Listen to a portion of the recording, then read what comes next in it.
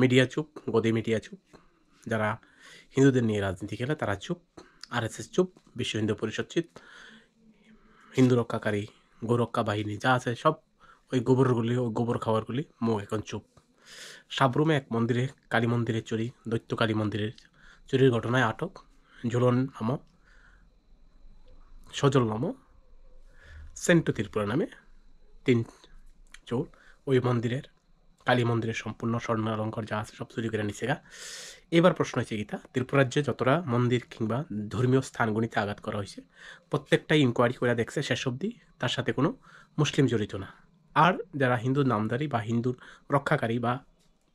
রক্ষাকারী বাহিনী হিসেবে নিজেকে প্রমাণ করতে চায়, বিভিন্ন সন্ত্রাসী সরাইশের সমাজের মধ্যে এই ত্রিপুরা রাজ্যে বিভিন্ন সাম্প্রতিক দাঙ্গা লাগানোর চেষ্টা করে সে বিভিন্নভাবে মানুষকে উস্কায় সেরা তাদের নিজের স্বার্থ উদ্ধারের তাগিদে তারা বরংই ওই পার্শ্ববর্তী যে মুসলিম বাড়িঘড়ি আছে এইসব ঘটনাকে কেন্দ্র করে সেরা পার্শ্ববর্তী বাড়িঘরগুলি, মুসলিম যে বাড়িঘর রয়েছে এই বাড়িঘরিতে ভাঙচুর চালায়, আক্রমণ চালায়, অগ্নিসংযোগ লাগায়, তাদেরকে মানসিকভাবে শারীরিকভাবে হেনস্থ করে, তাদেরকে বিভিন্নভাবে মন্ত্রী মহোদয় থেকে শুরু করে আসে সকল অংশের যারা নামদারি হিন্দু পরিচয় হিসাবে এখানে সন্ত্রাসী গঠন করার চেষ্টা করে। এভাবে বরং কারণ এই দেশে, এই রাজ্যে মুসলমান হচ্ছে একটা সংখ্যায় কম, তাদের উপর নির্মমভাবে অত্যাচার চালানো তাদের একটাই মূল লক্ষ্য। কিন্তু সম্পূর্ণ ইনকোয়ারি বা শেষ অবধি দেখা যায় তাতে কোনো জায়গাতেই মুসলমান জড়িত থাকে না। সাবরুমের পরপর অনেকটা ঘটনা আপনারা দেখছেন, বিজেপির নেতা থেকে শুরু করে সমস্ত অংশের মন্ডল প্রেসিডেন্ট থেকে শুরু করে সবার অনেকেই জড়িত।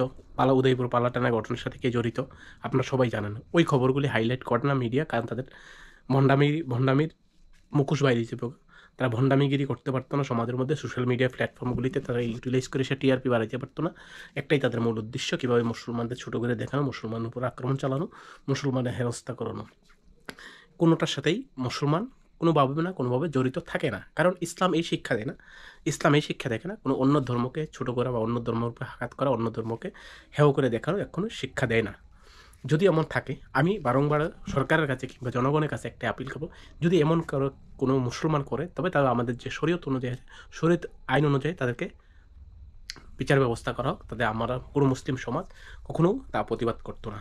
মনে করেন বিভিন্নভাবে গোরক্ষা বাহিনী, এরপর দিয়া লাভ জিহাদ বাহিনী যে সংগঠনগুলি আছে যে হিন্দুত্ব নাম দেয়, অ্যাকচুয়ালি তারা কিন্তু আসলে তারা হিন্দু না, তারা হিন্দু সম্পর্কে তাদের ন্যূনতম ধ্যান ধারণা নাই। এবার যে সাবরুমের যে ঘটনা, আপনারা কতজনের বাড়িঘর ভাঙছেন, কতজন বাড়িঘরে অগ্নিসংযোগ করছেন, কতজন মানুষকে আহত করছেন, করার সাহস নাই। কারণ রয়েছে সুবিধাভোগী চরিত্রহীন লম্পট। আপনার নিজের বাবার যারা এইসব কর্মকাণ্ডে জড়িত বা এইসব কাজ করে তাদের মামার পরিচয় কিনা সেটা আমি সঠিক সন্দেহ আছে। এইভাবে প্রতিনিয়ত কোথাও না কোথাও এইসব ঘটনাকে কেন্দ্র করে সে একটা করে সে মুসলমানদের উপর নির্মমভাবে অত্যাচার চালানো হয়। এর থেকে বিশেষ করে আমাদের মন্ত্রী সুধাংশু যাদব বিশেষভাবে এইসব ঘটনার সাথে জড়িত, প্রত্যক্ষ বা পরোক্ষভাবে জড়িত থাকে। কারণ উনি মন্ত্রী, একটা সরকারি সংবিধান পাঠ করার পরেও তিনি একটা যে স্থানে বসে আছে, একটা সম্মানিত জায়গায় বসে আছে, তারা উস্কানিমূলক সবসময় সোশ্যাল মিডিয়া থেকে শুরু করে এই ধরনের বার্তা বহন করে সমাজের মধ্যে, যাতে সমাজের ভিতরে শৃঙ্খলতা বাড়ায় আর সমাজের ভিতরে একটা ধর্মীয় সাম্প্রদায়িক সুশ্রী বাড়ে, তাতে নিজের ফায়দা হইব নিজের গদি বাঁচানোর দাগিতে। এইবার আমার প্রশ্ন হচ্ছে কি, জোটন নম, সজল নম আর সেন্টু ত্রিপুরা, তারা তিনজন কোনো মাদ্রাসায় নিশ্চয়ই তারা কোনো পড়াশোনা করছে না। যদি কোনো মাদ্রাসায় পড়াশোনা করে আমি সম্পূর্ণ দায়িত্ব দেবো মন্ত্রী সুধাংশু দাসের হাতে। উনি তদন্ত সহকারে তাদের কোন মাদ্রাসায় পড়াশোনা করা হয়েছে এই রিপোর্টটা বাইর করে এসে জনগণের সম্মুখে আনার জন্য প্রেস কনফারেন্স করে এটা প্রমাণ করার জন্য তারা কোন মাদ্রাসায় পড়ছে। এবং ভারতবর্ষে আমরা দেখি প্রায় জায়গায় মুসলমানদের উপর বিনা কারণে সন্দেহভাজনভাবে একটা দোষ চাপায় সে তাদের উপর অত্যাচার করে। যেমন রানীর বাজার ঘটনা শুরু করেছে, রানীর বাজার ঘটনা কালী মন্দির কে বা কাহারা ভাঙছে, কোন দুষ্কৃতী তারা ভাঙছে, কিন্তু ওখানে নির্মম মুসলমান 12-13টা পরিবারের নিঃশস্য করে রয়েছে, তারা বাড়িঘর থেকে শুরু করে সম্পূর্ণ শেষ করছে, কিন্তু প্রশাসন নাগেডোগা থেকে সে প্রশাসন চুপ, মন্ত্রী ওখানে যাওয়ার কোনো সবই নাই।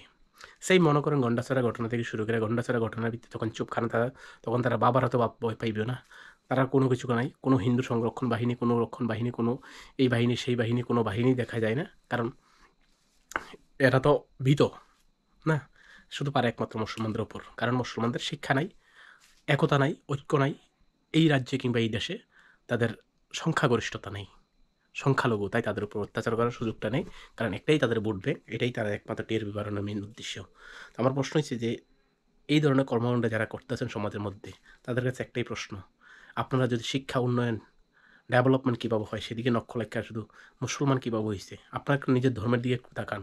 আপনার ধর্মীয় যে কুসংস্কারগুলি আছে আজও, ওই আজ থেকে কত হাজার হাজার বছর, আমি মানছি আপনার ধর্ম সবচেয়ে পুরানো ধর্ম, তাইলে পুরানো ধর্ম কিন্তু আদর্শ নিয়মাবলী মানা দরকার।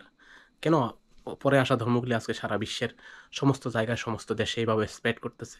খ্রিস্ট ধর্ম, ইসলাম ধর্ম প্রতিনিয়ত সারা বিশ্বে কীভাবে তারা স্প্রেড করতেছে? একমাত্র তারা এডুকেশন, তারা ওয়েল নলেজ, তারা ভালো শিক্ষা, ভালো রুলস রেগুলেশন গাইড ফলো করে যায়। আর হিন্দু ধর্মটারে প্রতিনিয়ত ডাইভার্ট হইতেছে, কনভার্ট হইতেছে হিন্দু ধর্মতে। কেন হইতেছে? একমাত্র আপনাদের যারা নামধারী, অ্যাকচুয়ালি কোনো ধর্মই খারাপ না, প্রত্যেকটা ধর্মই আইছে একমাত্র মানব জাতিকে একটা আদর্শ মানুষ হিসেবে গড়ার লক্ষ্যে। কিন্তু আমরা সেদিকে লক্ষ্য করি কতজন? খুবই আজকের দিনে দুঃখ হয় যে কখনো কোনো শুধু সন্দেহভাজন কোনো প্রমাণ ছাড়াই মুসলমানদের উপর নির্মম অত্যাচার করা হয়, কিন্তু তাতে প্রশাসন চুপ। রানীবাজারের ঘটনা থেকে শুরু করে বিভিন্ন জায়গার ঘটনা কদমতলা শুরু করে সব কিছু। তো এমন কিছু ভাববেন না যে সময় আছে, সবই কিছু পরিবর্তন হয় আস্তে আস্তে। একটা সময় সব কিছু আইব, বোঝার চেষ্টা করুন। আমাদের নিজেদের মধ্যে সবাই মিলেমিশে থাকার একান্ত প্রয়োজন, একান্ত প্রয়োজন। যারা স্বার্থ সম্বাসী আছে, যারা স্বার্থবাদী আছে, তারা নিজের স্বার্থ প্রতিনিয়তই আদায় করে নিচ্ছে। সবাই ভালো থাকবেন, সুস্থ থাকবেন। জয় হিন্দ।